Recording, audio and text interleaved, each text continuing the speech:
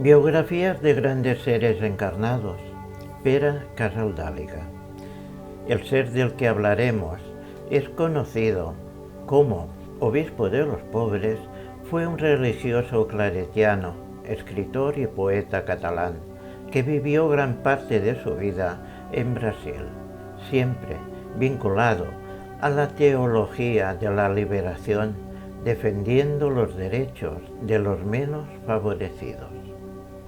Pere Casaldàliga y Pla, segundo hijo de la familia formada por Montserrat Pla y Rossell y Lluís Casaldàliga y Ribera, nació el 16 de febrero de 1928 en Cataluña, en el municipio de Balsareny, de la comarca del Bages, España.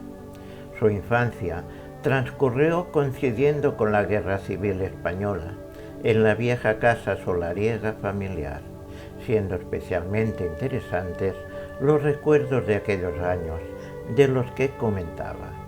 Con la guerra aprendí a escuchar a la gente mayor, que hablaba de cosas muy graves, debiendo callar como ellos frente a los milicianos. Fue a la escuela de monjas dominicas de su municipio, donde pronto sintió la vocación sacerdotal, trasladándose en 1943 a estudiar al Seminario Menor de los Claretianos de la diócesis de Vic, ubicado en el Santuario del Inmaculado Corazón de María de la Gleva, siendo ordenado sacerdote durante el Congreso Eucarístico de Barcelona en 1952. La Escuela de los Claretianos de Sabadell sería, después de un breve paso por Galicia, su primer destino como sacerdote. En 1958 es destinado a Barcelona para encargarse de los cursillos de cristiandad. El ritmo que lleva en esta ciudad fue vertiginoso, ya que a su vez escribía un programa de radio semanal, colaboraba en diferentes publicaciones, fundando la revista Euforia, y ejecutaba múltiples actividades con los inmigrantes que llegaban, como una bolsa de trabajo, acondicionar el Casal Claret con duchas, un ropero y una escuela nocturna gratuita. Los años 70 no estuvieron menos ocupados para él, siendo nombrado prefecto del Seminario Claret de Barbastro en 1965 y al poco tiempo destinado a Madrid, impartiendo allí cursillos entre universitarios de Guinea, abriéndole la prensa al mismo tiempo las puertas para que dirigiera la antigua revista Iris de Paz, la que le llenó de preocupación debido a que un artículo suyo fuera calificado de decepcionante por el episcopado español, suponiéndole la destitución. Su visión de una iglesia diferente, basada en el ejercicio de una fe adulta, responsable, libre, pobre y sin jerarquías impuestas, le hizo pionero en una nueva forma de hacer comunidad. En 1967 asistió al capítulo general de la Congregación Claretiana en Roma, siendo nombrado asesor nacional de los cursillos de cristiandad, haciendo lo que podía para impregnar el nuevo aire que exigía el Concilio Vaticano II. Consiguió la renovación de su orden religiosa. Este mismo año sintió la llamada del tercer mundo al ser enviado a Guinea para llevar a cabo los conocidos como cursillos mixtos, en los que participaban personas de diferente color.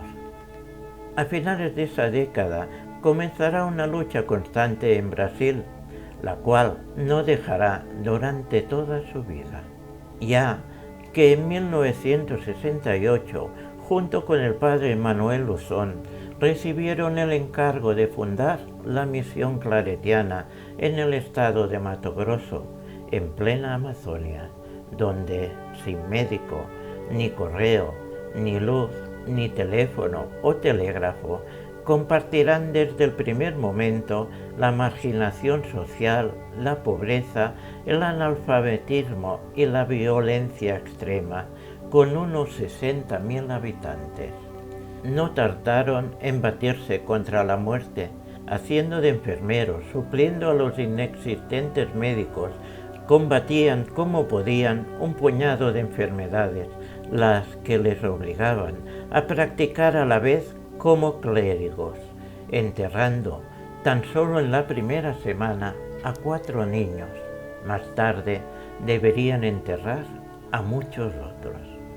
Poco a poco llegarían soluciones, una escuela de segundo grado, un pequeño centro de asistencia médica, un pequeño equipo misionero con el que se convertiría la misión en la prelatura de São Félix do Araguaia, la que oficializó el Vaticano el año 1969. El cambio de década, aunque traerá muchos reconocimientos para Casaldáliga, no estará exenta de hechos negativos. En 1970 es nombrado administrador apostólico de la prelatura. Fundará el diario Alborada, en el que publicará numerosos artículos de denuncia sobre los abusos y la explotación que reciben los peones, lo cual le hará ganar numerosos enemigos entre los terratenientes y los latifundistas. Fueron muchas las voces amigas de la Iglesia que le pidieron que no se metiera en cuestiones ajenas al ministerio sacerdotal. Estos hechos condujeron a la Policía Federal a controlar sus pasos. En 1971, el Papa Pablo VI decide nombrarlo obispo prelado de São Félix do Araguaia, a lo que él quiso renunciar, pero sus compañeros, apoyados por obispos brasileños, le convencieron, aceptando con la condición que el hecho de ser obispo no supusiera un cambio en la forma de actuar y convivir, siendo consagrado obispo el 23 de octubre. Desde el primer momento fue un obispo diferente, ya que su báculo, la mitra y el anillo siempre fueron los pobres y los muertos que le rodeaban.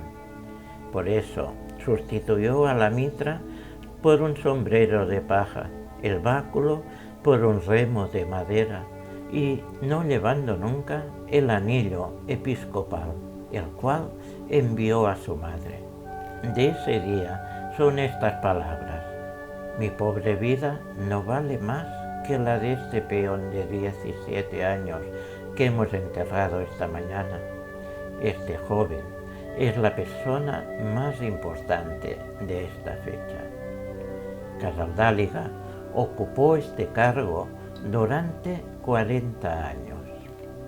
La primera carta pastoral, publicada el mismo día, una iglesia en la Amazonia en conflicto con el latifundio y la marginación social, constaba de más de 120 páginas, de las cuales solo 45 eran de su creación. El resto eran documentos de víctimas del latifundio, narrando y denunciando la realidad de la situación de miseria y violencia de la región. Fruto de esa primera denuncia como obispo y del compromiso abiertamente asumido, comienza a recibir numerosas amenazas de muerte y a sufrir intentos de asesinato. El peón Vicente Paulo de Oliveira declaró públicamente que los días 1 y 5 de octubre le pidieron que matara al obispo Pedro y, si lo mencionaba, le matarían a él. En los años que siguen se agudizan los conflictos. En 1972, una empresa latifundista destruye un pequeño centro de asistencia médica que estaban construyendo en Santa Teresina, produciéndose otro intento cuando iniciaron su reconstrucción.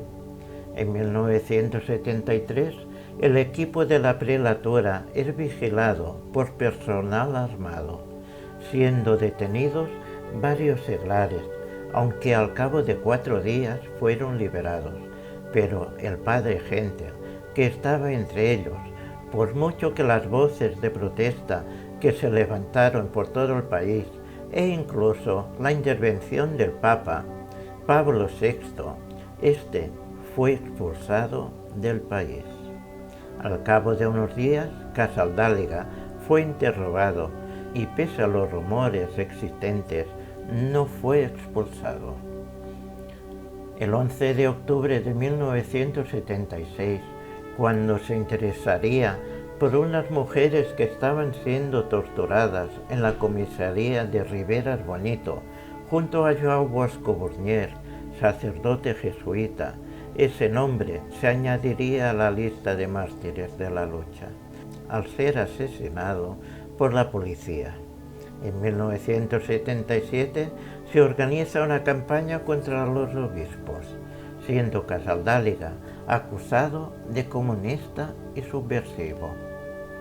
En la década de los 80 recibe nuevos reconocimientos, como el nombramiento de vicepresidente de la Comisión Pastoral de la Tierra, que le llega en 1981, aprovechando los 10 años de obispo, aunque estos no le impiden que 2 matones le agredan.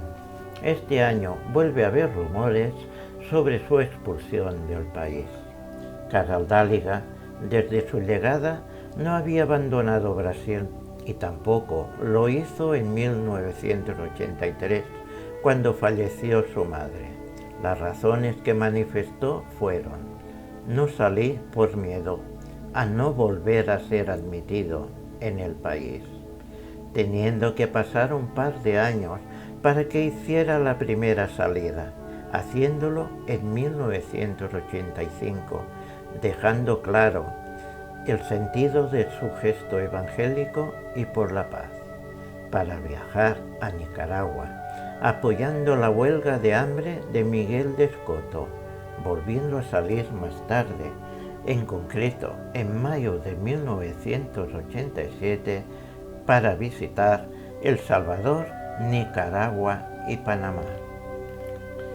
En 1988 vuelve a salir de Brasil para realizar por primera vez su visita a Límina, en la Santa Sede, entrevistándose con Juan Pablo II, para explicar su conducta, orientación pastoral y posición política.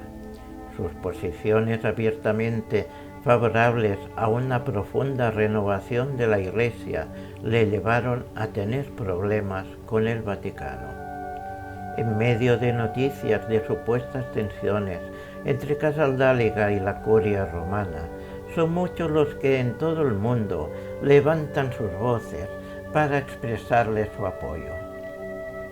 El primer año de la nueva década, los 90, se conmemora el 20º aniversario de la constitución de la prelatura, volviendo a llegar reconocimientos a escala mundial, entre los que destacan que la Generalitat de Cataluña le otorga la Cruz de Sant Jordi por la contribución a la cultura catalana y que Adolfo Pérez Esquivel, Premio Nobel de la Paz, presente la candidatura del que nombra voz de los que no tienen voz, profeta y poeta, para el Premio Nobel de la Paz.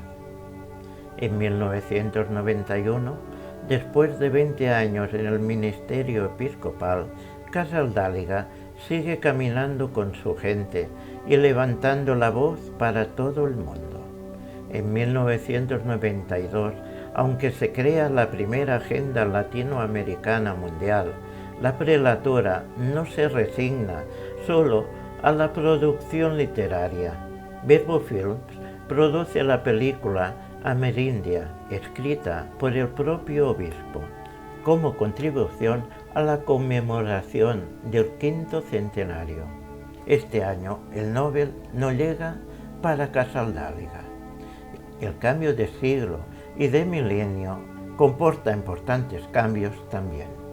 En el 2003, al cumplir los 75 años, ya aquejado de la enfermedad de Parkinson, Casaldáliga presentó su renuncia como obispo, siendo aceptada por el Papa Juan Pablo II. En 2005, en concreto, el 2 de febrero, aunque fue relevado como obispo, su sucesor, don Leonardo Ulrich Steiner, acepta la decisión de Casaldáliga de seguir viviendo en São Félix, trabajando para su obispado y para los indígenas y campesinos. En el momento de su jubilación, son muchas las organizaciones e instituciones que quieren homenajearlo, otorgándole el premio honoris causa por la Universidad de Campinas y por la Universidad del Mato Grosso, recibiendo en 2006 por parte de la Generalitat de Cataluña el Premio Internacional de Cataluña. Como obispo emérito, siguió siendo una voz referente de las causas de los más pobres, aprovechando su condición para escribir los libros que no había podido llevar a cabo durante los últimos años. El año 2012, ante las serias y renovadas amenazas de muerte que sigue recibiendo, las autoridades policiales le convencen de que se aleje de São Félix, recluyéndose en casa de un amigo misionero a más de 1000 kilómetros de su gente.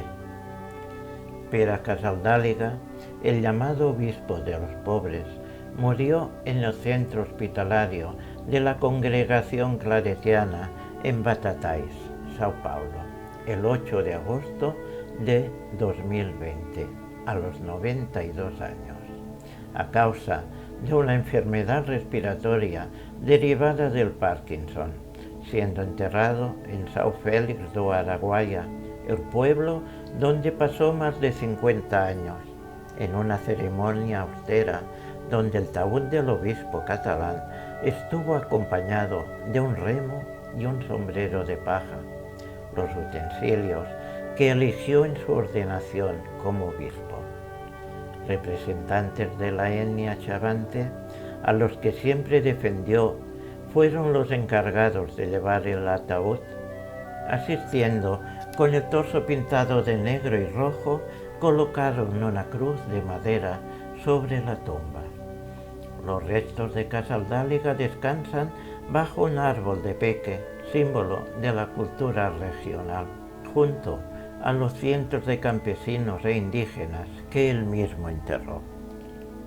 Aunque los cambios no fueron radicales, continuando los asesinatos, la credibilidad conseguida como resultado del trabajo de denuncia realizado a partir de la primera carta pastoral, junto con los esfuerzos de sus incondicionales de la prelatura, han hecho posible, entre otras cosas, por ejemplo, que en el 2005 se liberaran a 1.200 trabajadores de caña de azúcar que estaban en régimen de esclavos, que la región de São Félix duplicara el número de habitantes, algunos pueblos que cuando él llegó no existían, ahora tienen más de 20.000 habitantes.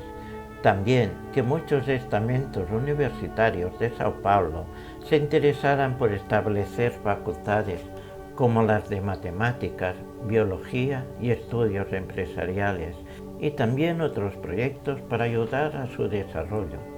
Sin embargo, muchos de los problemas siguen vivos, como por ejemplo, a pesar de la decisión del Tribunal Supremo del Brasil de que se devolvieran las tierras usurpadas al pueblo indio chavante, estas siguen siendo ocupadas por los terratenientes. La reforma agraria sigue siendo una promesa incompleta. Pere Casaldáliga y Pla publicó más de 50 obras de prosa y poesía que se pueden consultar libremente en Internet y concedió cientos de entrevistas en todo el mundo. Algunas de estas publicaciones son El primer artículo publicado en La Alborada, Esclavitud y feudalismo en el norte de Mato Grosso. La muerte que da sentido a mi credo, escrito en la época de mayor persecución. Antología personal, cartas marcadas, y cuando los días hacen pensar de cuando ya era obispo emérito. No queremos terminar esta biografía sin resaltar dos de las muchas de sus frases que dicen así: parece que cada día hay más gente en la Iglesia y en el mundo que se muestra cansada de oír hablar de pobres y de opciones para pobres. Sería importante que se entendiera que son muchos los que hace más tiempo están cansados de ser pobres. Solo en la medida en que el primer mundo deje de ser primer mundo, podrá ayudar al tercer mundo. Tampoco queremos dejar de recomendar la miniserie con la participación de TV3 sobre su vida titulada Descalzo sobre la Tierra Roja, basada en el libro homónimo que escribió Francisco Escribano.